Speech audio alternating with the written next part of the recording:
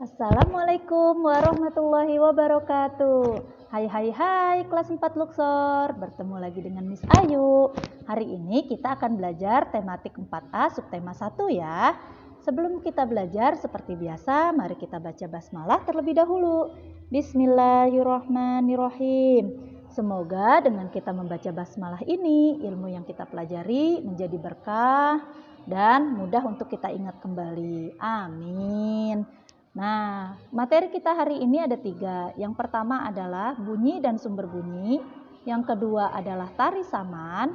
Yang ketiga adalah gagasan pokok dan pendukung. Oke, kelas 4 Luxor. Dalam Al-Quran, surat Al-Mulk ayat 23 itu memiliki arti, yaitu katakanlah, dialah yang menciptakan kamu dan menjadikan pendengaran, penglihatan, dan hati nurani bagi kamu. Tetapi sedikit sekali kamu bersyukur. Nah, dari ayat ini kita diajarkan untuk selalu bersyukur. Bersyukur atas pendengaran dan penglihatan yang diberikan kepada kita. Bagaimana bentuk rasa syukur kita? Nah, contohnya yaitu dengan menjaga pendengaran kita untuk mendengar suara-suara atau bunyi-bunyi yang baik-baik saja gitu. Nah, maka kita di sini akan belajar tentang bunyi dan sumber bunyi. Oke, yang pertama, apakah ada yang tahu apa sih itu bunyi?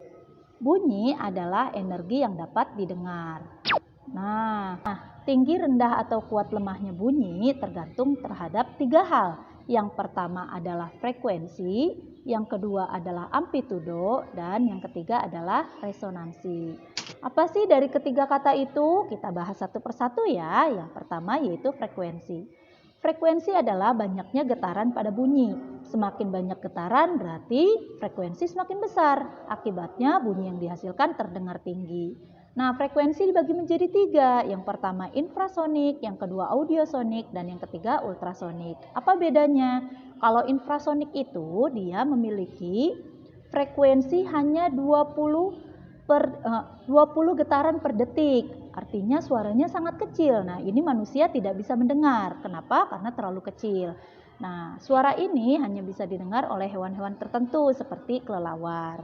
Kemudian ada audiosonik. Audiosonik ini adalah suara yang memiliki frekuensi 20 sampai 20 ribu getaran per detik. Nah, contoh suara audiosonik ini seperti suara bisikan yang kita dengar di telinga kita. Kemudian ada juga ultrasonik. Nah, ultrasonik ini adalah suara yang memiliki frekuensi di atas dari 20.000 getaran per detik. Nah, suara ini tidak bisa kita dengar karena terlalu tinggi. Nah, pada zaman sekarang ultrasonik ini dimanfaatkan untuk kemajuan teknologi. Contohnya pada mobil. Ketika ayah kamu memarkirkan mobil, itu mobil akan mengeluarkan suara ketika ada benda di sekitar mobil. Nah, itu adalah contoh pemanfaatan ultrasonik pada mobil. Seperti itu ya. Selanjutnya, kita akan membahas tentang amplitudo. Amplitudo adalah kuat atau lemahnya bunyi, bergantung pada simpangan maksimum dari suatu gelombang yang akan mempengaruhi kuat lemahnya bunyi. Nah, contohnya dalam kehidupan sehari-hari, kita itu pernah mengecilkan atau membesarkan volume televisi. Nah, itu kita sedang mengatur amplitudonya. Nah, di sini gambarnya adalah pesawat yang sedang lepas landas. Nah, ini memberikan contoh ketika pesawat sedang lepas landas itu mengeluarkan suara yang sangat bising. Nah, itu artinya dia amplitudonya sedang tinggi. Oke, yang ketiga yaitu resonansi. Resonansi adalah ikut bergetarnya suatu benda yang disebabkan getaran dari benda lain sehingga menciptakan bunyi yang lebih keras. Di sini contohnya biola, gitar, gendang, karena ada bagian-bagian tertentu seperti biola atau gitar, ketika senarnya kita getarkan maka akan mengeluarkan bunyi. Nah, kelas 4 Luxor. Sekarang kita akan membahas sumber bunyi. Sumber bunyi di sekitar kita itu ada banyak ya, tapi di sini kita bahas ada hanya beberapa saja. Yang pertama yaitu pita suara manusia. Nah, ketika kita bicara itu mengeluarkan suara karena hasil getaran dari pita suara kita. Oke, yang kedua yaitu alat musik. Alat musik ini ada banyak ya. Tadi contohnya sudah kita lihat gambarnya, ada biola, gitar, gendang, dan lain-lain. Oke, dan yang ketiga yaitu adalah garpu tala. Garpu tala ini dia bentuknya seperti garpu. Jika kita getarkan dia akan mengeluarkan suara. Nah, yang keempat yaitu mesin bermotor. Selain keempat sumber bunyi ini, juga ada sumber bunyi yang berasal dari tubuh kita, yaitu contohnya seperti tepukan tangan. Nah, itu mengeluarkan bunyi. Nah, tepukan tangan ini juga kita bisa manfaatkan sebagai iringan musik atau iringan gerakan tarian. Nah, tarian yang menggunakan iringan tepukan tangan contohnya adalah tari saman. Nah, kita bahas tentang tari saman yuk. Tari saman adalah tarian suku Gayo dari Nangro Aceh Darussalam atau disingkat jadi NAD. Gerakan tari saman ini sangat cepat dan lincah. Tari saman dilakukan pada posisi berlutut dan duduk.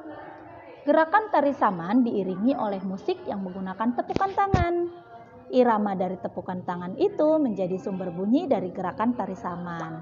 Oke, di sini ada dua warna, ada warna pink dan warna kuning. Warna pink ini menunjukkan itu adalah paragraf pertama. Yang warna kuning adalah paragraf kedua.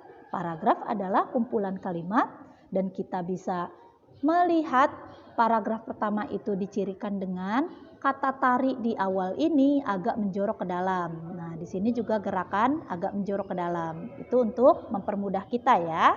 Nah, dari kedua paragraf ini terdapat kalimat utama atau gagasan pokok, ada juga gagasan pendukung atau kalimat pendukung gitu. Nah, apa sih itu gagasan pokok? Apa itu gagasan pendukung? Kita bahas satu persatu ya. Gagasan pokok adalah gagasan atau ide yang menjadi dasar pengembangan sebuah paragraf.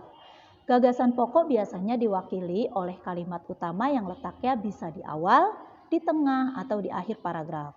Gagasan pendukung adalah kalimat tambahan yang berfungsi menjelaskan gagasan pokok. Nah, kita kembali lagi, kita praktek ya ke bacaan yang tadi kita sudah baca tentang tari saman. Ini paragraf pertamanya, ini paragraf keduanya.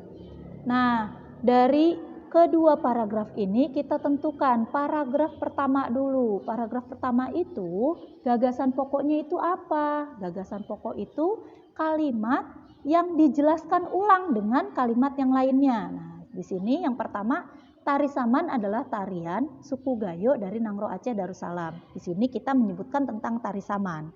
Yang kedua, gerakan tari saman sangat cepat dan lincah. Nah, ini menjelaskan tentang tari saman yang kita sebutkan tadi. Kemudian gerakan tari saman dilakukan pada posisi berlutut dan duduk. Nah, ini masih menjelaskan tentang tari saman pada kalimat yang pertama. Nah, berarti gagasan pokok dari paragraf pertama adalah tari saman adalah tarian suku Gayo dari Nangro Aceh Darussalam. Kemudian kalimat atau gagasan pendukungnya apa? Nah, ini gagasan pendukungnya. Gerakan tari saman sangat cepat dan lincah. Gerakan tari saman dilakukan pada posisi berlutut dan duduk. Nah, itu paragraf ke-1. Sekarang paragraf keduanya. Gagasan pokoknya yang pertama di sini gerakan tari saman diiringi oleh musik yang menggunakan tepukan tangan. Nah, dijelaskan lagi di kalimat selanjutnya yaitu irama dari tepukan tangan itu menjadi sumber bunyi dari gerakan tari saman. Nah, itulah cara kita menentukan mana gagasan pokok dan mana gagasan pendukung. Oke, kelas 4 Luxor, terima kasih sudah memperhatikan video dari Miss Ayu. Semoga ilmu ini bermanfaat dan kita niatkan pembelajaran kita hari ini untuk mencari ridho Allah Subhanahu wa taala. Miss Ayu akhiri dengan mengucapkan hamdalah, alhamdulillahirabbil alamin. Assalamualaikum warahmatullahi wabarakatuh.